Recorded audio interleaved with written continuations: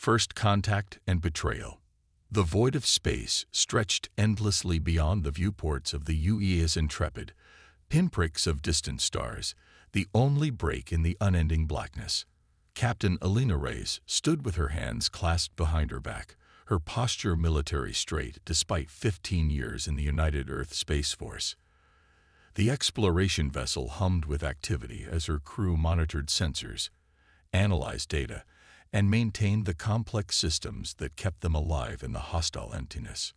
"Captain, we're picking up unusual energy signatures from the Cygnus system," Lieutenant Kai Jong reported from the science station. His fingers danced across holographic displays, pulling data from the ship's advanced sensors. "Nothing in our databases matches this pattern." Elena moved to his station, eyes narrowing as she studied the readings. "Natural phenomenon. Negative. The patterns are too regular, too structured." Kai looked up, excitement evident in his eyes. "I believe it's artificial. And massive." "How far?" 2 days at maximum sustainable FTL. Elena straightened, feeling the weight of the decision.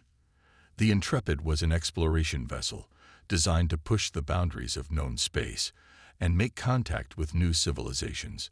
This was exactly what they had been searching for. "Set course for the Cygnus system, Lieutenant Jong. Let's see what's out there." As the Intrepid altered course, Elena returned to her quarters to review first contact protocols. Humanity had yet to encounter another spacefaring species, though they had found ruins and artifacts suggesting they weren't alone in the galaxy. If these energy signatures belonged to a living civilization, it would be humanity's first true encounter with alien intelligence. 2 days later, the Intrepid dropped out of FTL at the edge of the Cygnus system. What they found left the bridge crew speechless. A massive structure orbited the system's second planet, a ring-shaped megastructure that dwarfed anything humanity had ever built. Around it, ships of various sizes moved in precise patterns, their designs unlike any human vessel. "Open a channel on all frequencies," Elena ordered. Standard first contact package. Communications Officer Maya Patel transmitted the carefully crafted message. Mathematical sequences, basic scientific principles, and simple linguistic patterns designed to establish a foundation for communication. The response came faster than anyone expected. Their screens flickered, and a figure appeared, humanoid but distinctly alien, with iridescent blue-gray skin and large, multifaceted eyes that reminded Elena of insects. 4 arms were folded in what appeared to be a formal posture. "We receive your greeting, humans of Earth," the alien spoke, its voice translated through the ship's eye. "We are the Torathi Collective. We have observed your species' emergence into the galactic community with great interest." Elena felt a chill run down her spine. "You know of us?" "We know of many species. We have observed your world for centuries as you developed from primitive technology to space travel. Your rapid advancement is noteworthy." The conversation that followed revealed the Torathi as an ancient civilization spanning multiple star systems. They presented themselves as peaceful explorers and scientists, eager to share knowledge with humanity. Over the next week, Elena led diplomatic exchanges. The Torathi invited a small delegation aboard their megastructure, which they called the Nexus. The structure housed billions of Torathi and served as their central government and research facility. "Your species possesses remarkable adaptability," said Arkan Zivik, the Torathi leader who had taken a personal interest in the humans. "We evolved in a stable environment, which allowed for our technological advancement, but perhaps limited our ability to improvise as your species does." Elena found herself warming to the alien leader despite her initial caution. Humans have always had to adapt to survive. Earth has a wide range of environments and challenges. "A death world, by many standards," Zivik remarked casually. "High gravity, extreme temperature variations, diverse predators, natural disasters. Most species would have perished." "We're stubborn that way," Elena replied with a smile. The Torathi shared technology beyond human understanding. Advanced propulsion theories, energy manipulation concepts, and biological sciences that promised to revolutionize human medicine. In return, they asked only for cultural exchanges and permission to establish a diplomatic outpost in the Sol system. Earth's government readily agreed. After centuries of wondering if they were alone in the universe, humanity embraced their new allies with open arms. Trade routes were established, and joint research projects began. 6 months after first contact, Alina received new orders. The Intrepid would escort the first Xhorathi diplomatic vessel to Earth. It was a prestigious assignment that recognized her role in establishing relations. The night before departure, Alina couldn't sleep.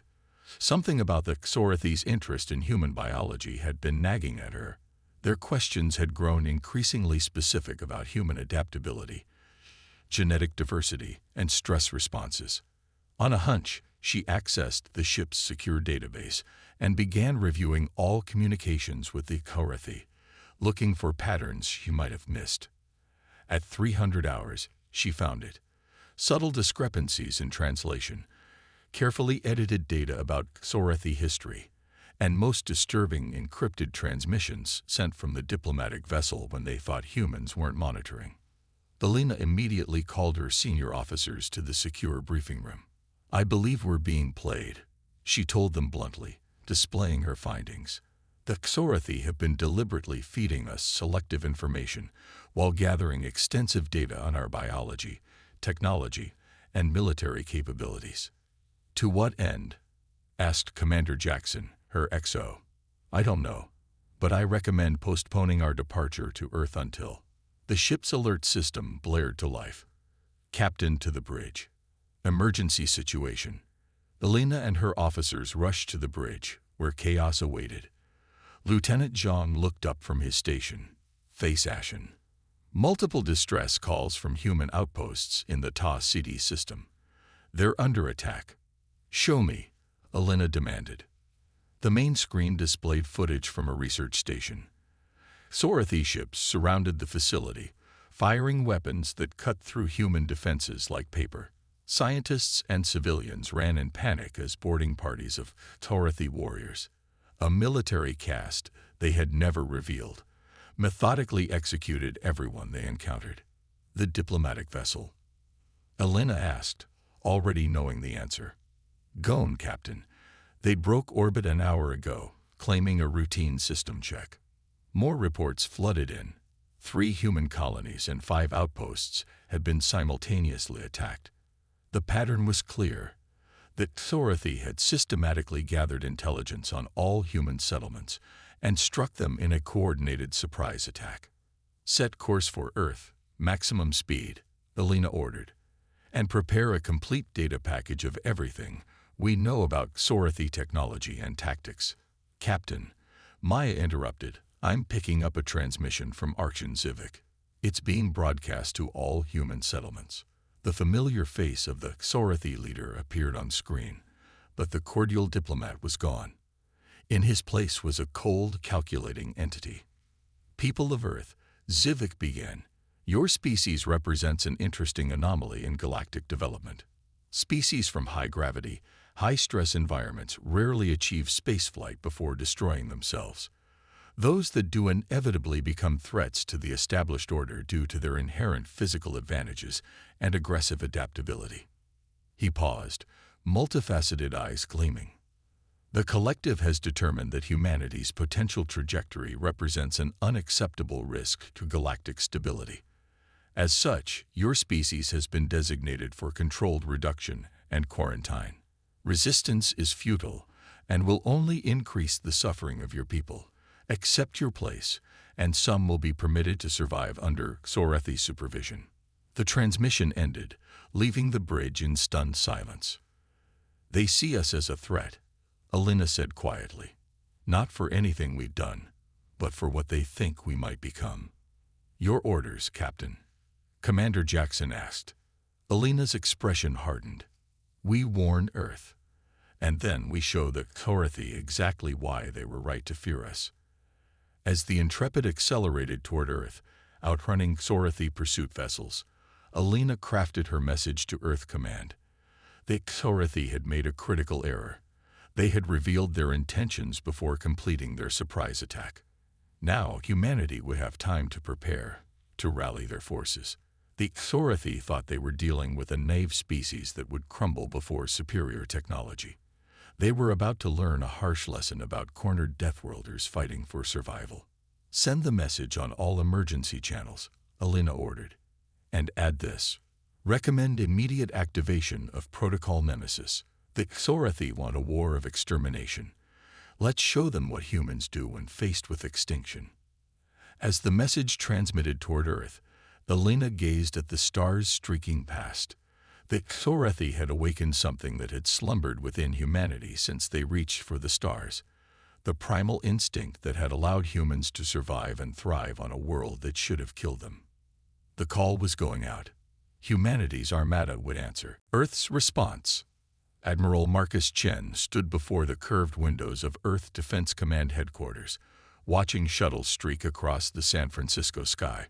Behind him, raised voices filled the Strategic Command Center as Earth's highest military and civilian leaders debated humanity's response to the Xorathi betrayal.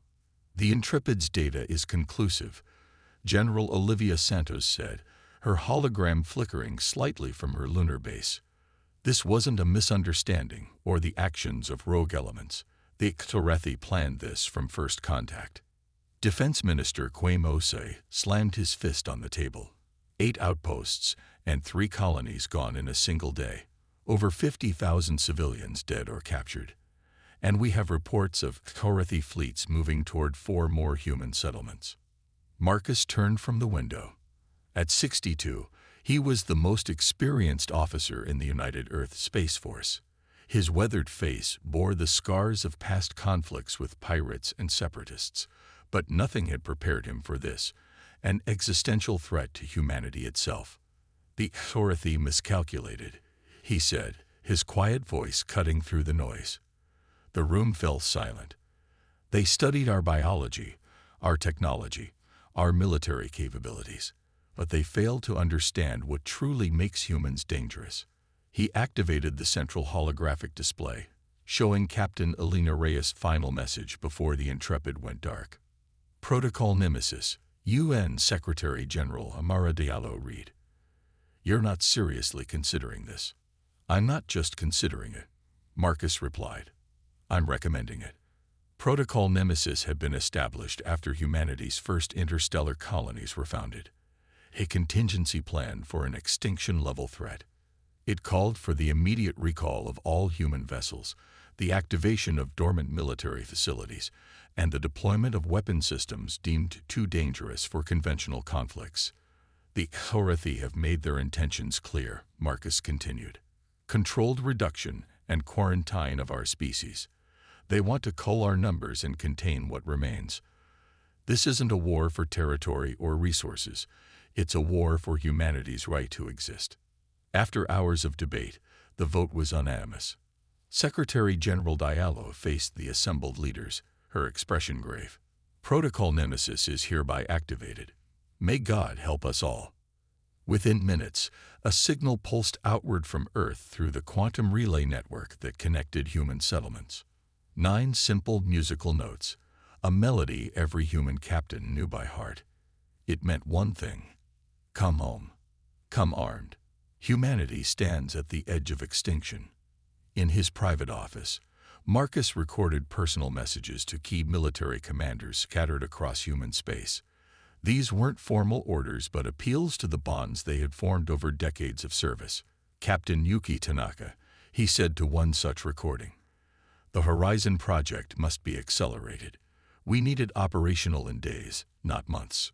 To another, "Colonel Wei, extract your deep cover teams immediately. The time for intelligence gathering is over. We need your phantoms for what comes next." As he worked, reports flooded in from across human space. The first responses to Protocol Nemesis, ships altering course, heading to designated rally points, civilian vessels being retrofitted with weapons, retired military personnel reporting for duty. Marcus paused at his window again, looking at the glimpse of ocean visible beyond the city.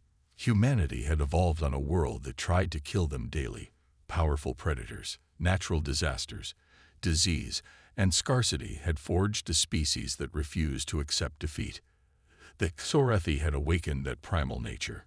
3 days after Protocol Nemesis was activated, Marcus stood in the massive underground war room beneath the Rocky Mountains.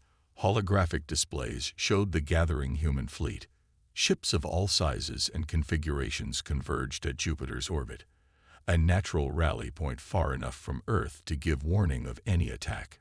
"Status report," Marcus ordered. Fleet Commander Diana Rivera gestured at the displays. 70% of our military vessels have reported in. We've also got nearly 1,000 civilian ships that have been armed and armored. Shipyards across the system are working around the clock. And the Sentinel network, online and expanding. We've deployed sensor buoys at the edge of our neighboring systems. We'll have advance warning when the Xorethi main fleet arrives. Marcus nodded, studying the tactical display. The Xorethi outmatched them in ship numbers and technology, but humans had several advantages. They knew their home systems intimately. They were fighting for survival. And they had certain technologies that Xorethi hadn't yet witnessed. "What's the status of Project Lazarus?" he asked quietly. Diana glanced around, ensuring no junior officers were within earshot. "The first batch of combat drones is operational. They're unsettling." "Sir, Project Lazarus had been a highly classified research initiative. Combat drones that used quantum entanglement to be piloted by human consciousness. Pilots could operate the drones from safety while experiencing combat as if physically present, but without risk of actual death. And the Prometheus weapons, ready for deployment. Though I must register my formal concern about their use. Once deployed, we can't control their spread." The Prometheus weapons were nanite swarms programmed to target and disassemble specific molecular structures found in Xorethi technology. They were a technological virus that could spread uncontrollably, considered too dangerous for use in any circumstance short of extinction. "Noted, Commander," Marcus said grimly. "But the Xorethi have made their position clear. This is a zero-sum game." A junior officer approached, saluting sharply. "Admiral, we've received a transmission from the UES Intrepid. Captain Rice is alive." Alina's face appeared on the main screen moments later, exhausted but determined. "Admiral Chen, the Intrepid managed to evade Xorethi pursuit by hiding in the radiation belt of a gas giant. We've gathered critical intelligence." She transmitted data showing the structure of the Xorethi fleet and, most importantly, weaknesses in their technology. Their energy shields operate on a modulating frequency.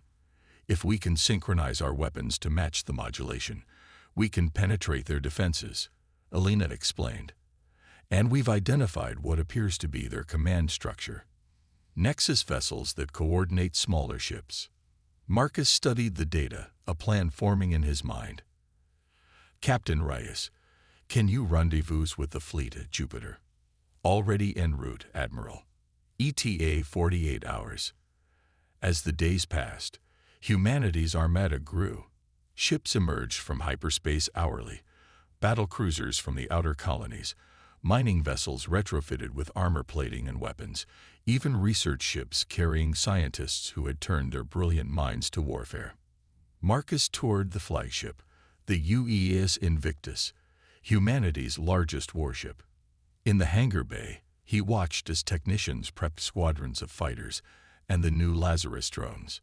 In the weapons bay, he inspected the Prometheus deployment systems, sleek missiles designed to release their deadly nanite payload into the heart of enemy formations.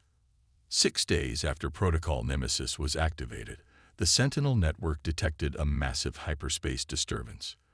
The Xorethi main fleet had arrived at the edge of the Sol system. Over 300 vessels, led by a massive ship that dwarfed even the Invictus. Marcus called the fleet commanders to the war room. Among them was Captain Alina Reyes, her uniform still bearing the insignia of the Exploration Corps, but her eyes now hardened by betrayal. "The Xorethi expect us to fight conventionally," Marcus told them. "They expect us to be predictable, to follow established military doctrine.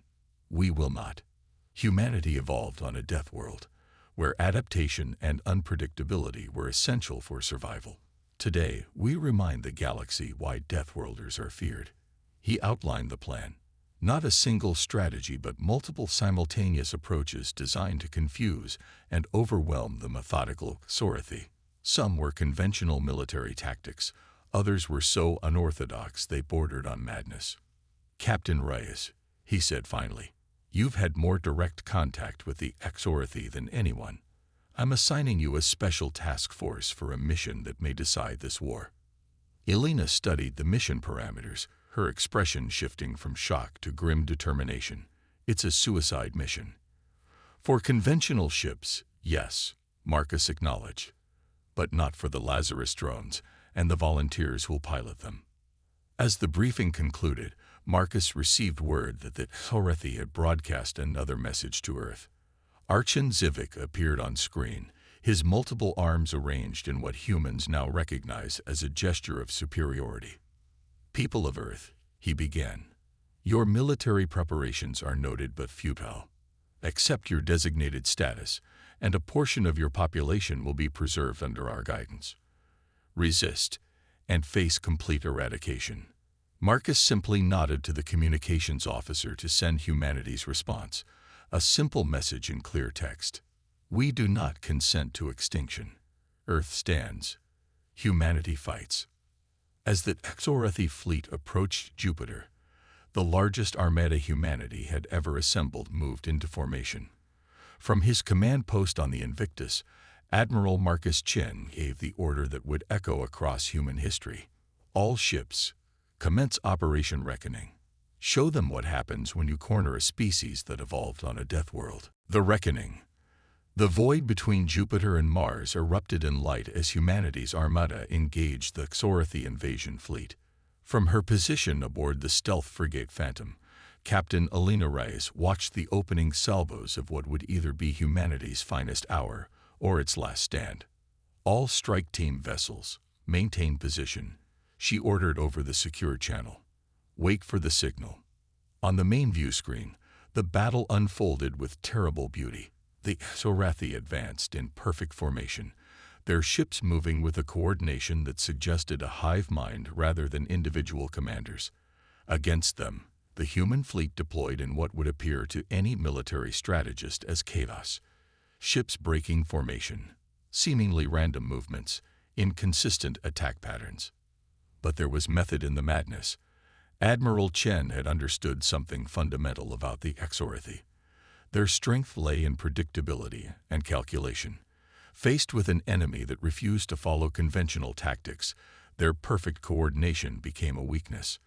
"They're responding exactly as the Admiral predicted," said Commander Takeda, Elena's tactical officer. "Their formation is breaking up as they try to adapt to our scattered approach." The first wave of human attacks seemed ineffective, energy weapons dissipating against Xorathi shields. But each shot was calibrated differently, testing shield frequencies, gathering data that fed into the fleet's collective targeting systems. Then came humanity's first surprise. From concealed positions around Jupiter's moons, massive rail guns activated, ancient technology considered obsolete in an age of energy weapons. They fired projectiles at a significant fraction of light speed, carrying payloads of dense metal and explosive cores. The Xorathi had optimized their shields against energy weapons. Against physical projectiles moving at relativistic speeds, they proved vulnerable. 3 Xorathi cruisers shattered under the impact, their elegant designs crumpling like paper.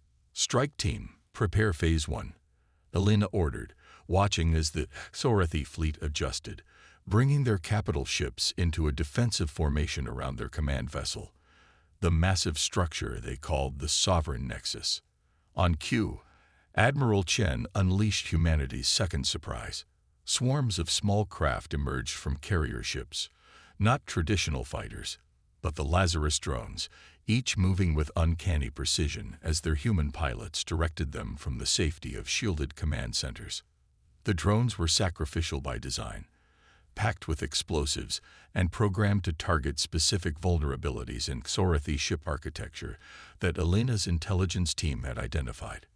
They swarmed around the larger alien vessels, exploiting blind spots in their defense systems. "Signal detected," announced Lieutenant Park from the communication station. "The Xorathi command network is experiencing disruption." "That's our window," Elena said. "Strike team, execute Phase 1. The Phantom and 5 other stealth vessels activated their engines, accelerating toward the heart of the Xorathi formation. Their advanced stealth technology, combined with the chaos of battle, would keep them hidden, but only for minutes. Elena felt the weight of responsibility as she studied the tactical display.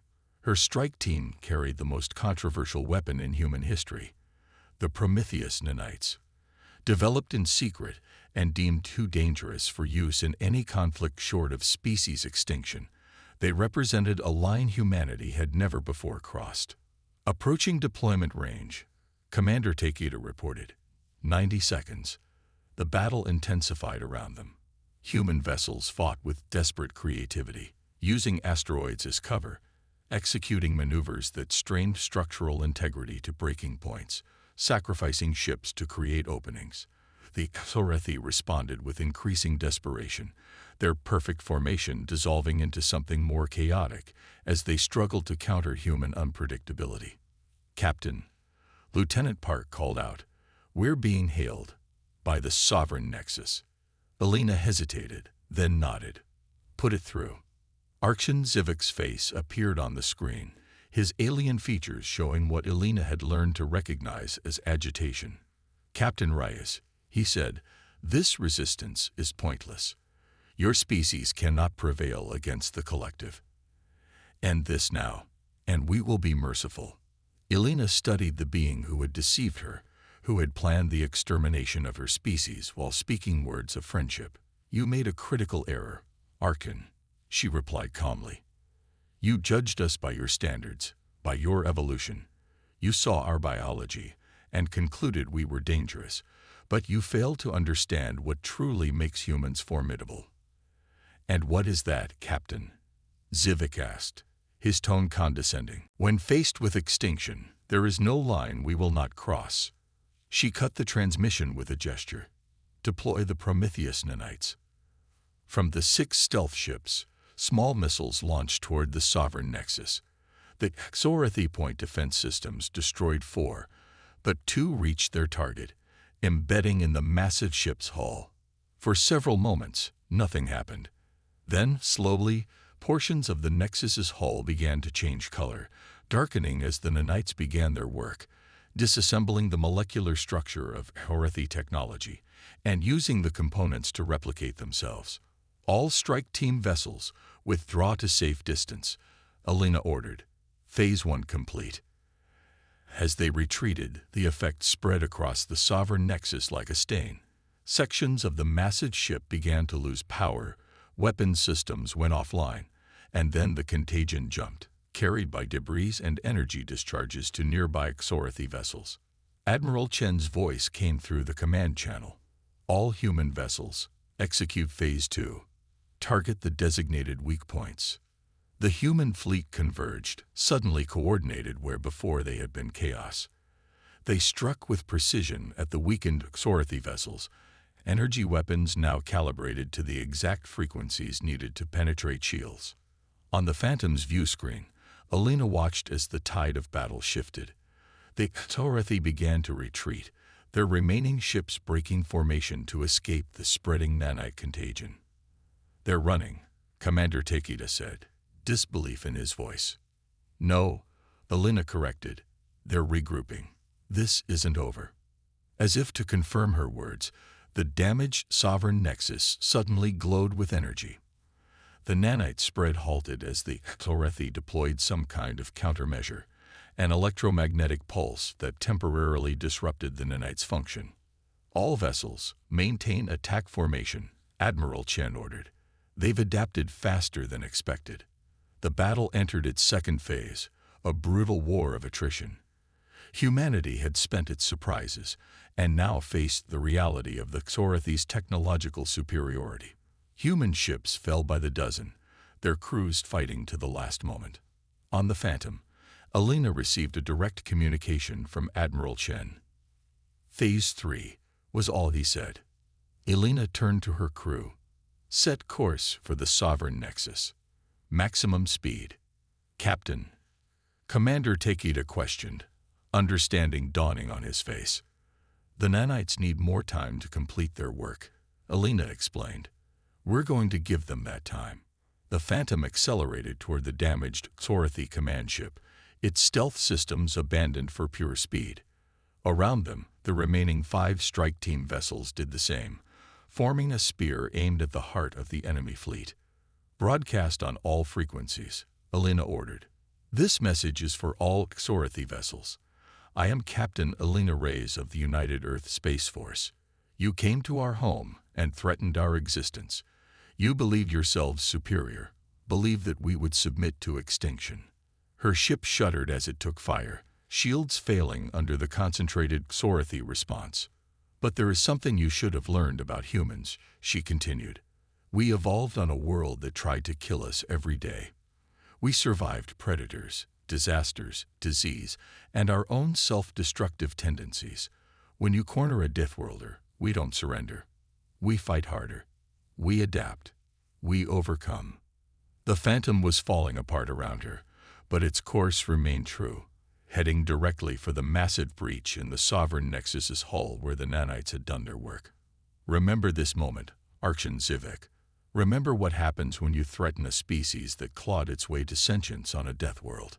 The Phantom crashed through the weakened hull of the Sovereign Nexus, its remaining power channeled into a single electromagnetic pulse that reactivated the dormant nanites throughout the ship. As systems failed around her, Alina saw the nanite spread resume, faster than before, racing through the alien vessel's systems. The last thing she witnessed before the Phantom's bridge collapsed was the Sovereign Nexus beginning to break apart from within, the nanite contagion spreading outward to the surrounding Xorathi fleet. Admiral Marcus Chen stood in Earth's orbital defense headquarters, watching the holographic display of the battle's aftermath. 3 days had passed since what was already being called the Reckoning. The Xorathi invasion fleet was in ruins, those ships not destroyed having flowed back toward their home systems. Casualty reports, sir, said a somber aide, offering a datapad. Marcus took it, scanning the numbers. The victory had come at a terrible cost. Nearly 40% of the human fleet lost. Among the confirmed casualties was Captain Alina Reyes and her strike team, their sacrifice creating the opening that turned the tide. When faced with extinction, there is no line we will not cross. She cut the transmission with a gesture. Deploy the Prometheus nanites. From the 6 stealth ships, small missiles launched toward the Sovereign Nexus. The Xorathi point defense systems destroyed 4, but 2 reached their target, embedding in the massive ship's hull. For several moments, nothing happened. Then, slowly, portions of the Nexus's hull began to change color, darkening as the nanites began their work, disassembling the molecular structure of Xorathi technology and using the components to replicate themselves. All strike team vessels, withdraw to safe distance, Alina ordered. Phase 1 complete. As they retreated, the effect spread across the Sovereign Nexus like a stain. Sections of the massive ship began to lose power, weapon systems went offline, and then the contagion jumped, carried by debris and energy discharges to nearby Xorathi vessels. Admiral Chen's voice came through the command channel. All human vessels, execute Phase 2. Target the designated weak points. The human fleet converged, suddenly coordinated where before they had been chaos. They struck with precision at the weakened Xorathi vessels, energy weapons now calibrated to the exact frequencies needed to penetrate shields. On the Phantom's view screen, Alina watched as the tide of battle shifted. The Xorathi began to retreat, their remaining ships breaking formation to escape the spreading nanite contagion. They're running, Commander Takeda said, disbelief in his voice. No, Alina corrected. They're regrouping. This isn't over. As if to confirm her words, the damaged sovereign nexus suddenly glowed with energy. The nanite spread halted as the Xorthi deployed some kind of countermeasure, an electromagnetic pulse that temporarily disrupted the nanite's function. All vessels, maintain attack formation, Admiral Chen ordered. They've adapted faster than expected. The battle entered its second phase, a brutal war of attrition. Humanity had spent its surprises, and now faced the reality of the Xorthi's technological superiority. Human ships fell by the dozen, their crews fighting to the last moment. On the Phantom, Alina received a direct communication from Admiral Chen. Phase 3 was all he said. Alina turned to her crew. Set course for the Sovereign Nexus. Maximum speed. Captain. Commander Takeda questioned, understanding dawning on his face. The nanites need more time to complete their work, Alina explained. We're going to give them that time. The Phantom accelerated toward the damaged Xorthi command ship, its stealth systems abandoned for pure speed. Around them, the remaining 5 strike team vessels did the same, forming a spear aimed at the heart of the enemy fleet. Broadcast on all frequencies, Alina ordered. This message is for all Xorthi vessels. I am Captain Alina Reyes of the United Earth Space Force. You came to our home and threatened our existence. You believed yourselves superior, believed that we would submit to extinction. Her ship shuddered as it took fire, shields failing under the concentrated Xorthi response. But there is something you should have learned about humans, she continued. We evolved on a world that tried to kill us every day. We survived predators, disasters, disease, and our own self-destructive tendencies. When you corner a Deathworlder, we don't surrender. We fight harder. We adapt. We overcome. The Phantom was falling apart around her, but its course remained true, heading directly for the massive breach in the Sovereign Nexus's hull, where the nanites had done their work. Remember this moment, Archon Civic.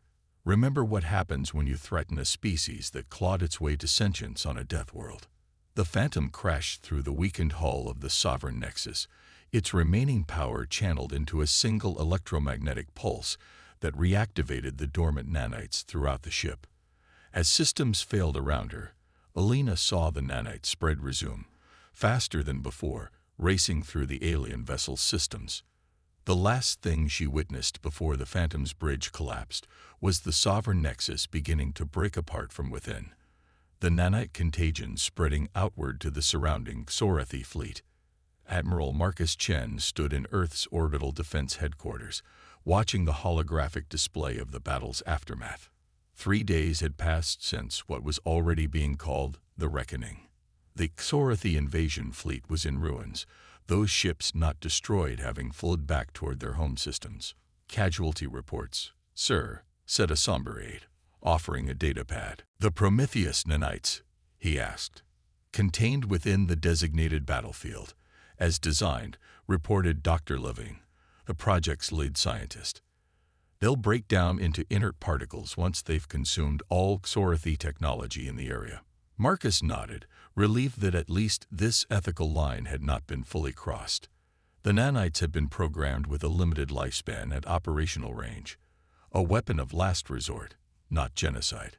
Sir, we're receiving transmissions from multiple non-Xorthi alien civilizations, said the communications officer. They're congratulating us. Apparently, the Xorthi have been systematically suppressing or controlling other species for centuries. Marcus looked up in surprise. They've been watching. Yes, sir. And recording. The battle is being shared across what they call the Galactic Commons. We're something of a sensation. A message from an entity identifying itself as the ambassador of the Galactic Commons appeared on the main screen, a being with features that reminded Marcus of an Earth octopus. People of Earth, it began, the galaxy has witnessed your stand against the Xorthi Collective, something no species has successfully done in 10,000 years. Your victory has inspired subjugated worlds to rise up against their oppressors. The Xorthi claimed you were too dangerous to be allowed unrestricted growth, and perhaps they were correct. but not for the reasons they believed. The ambassador's features arranged in what might have been a smile. You are dangerous not because of your biology or your technology, but because you bring something that Sorathi feared above all else, the idea that tyranny can be defeated, that determination can overcome overwhelming odds. The Galactic Commons extends an invitation to humanity to join our alliance of free worlds. We have much to learn from each other. As the message ended, Marcus looked out at Earth glowing blue and green below the station. Humanity had been pushed to the brink of extinction and had responded with the full measure of their potential, both terrible and inspiring. Send our acceptance, he told the communications officer, and inform Earth's governments that we have new neighbors to meet. Around the solar system, the surviving ships of humanity's armada stood down from battle stations. They had answered the call, faced annihilation, and emerged victorious. The galaxy had witnessed what happened when Deathworlders were pushed too far, and the legend of humanity's stand against extinction would echo across the stars for generations to come. In time, the Exorethi would return, seeking revenge or perhaps reconciliation. When they did, they would find a humanity changed by war but unbroken, a species that had proven itself worthy of its place among the stars, not despite evolving on a death world, but because of it.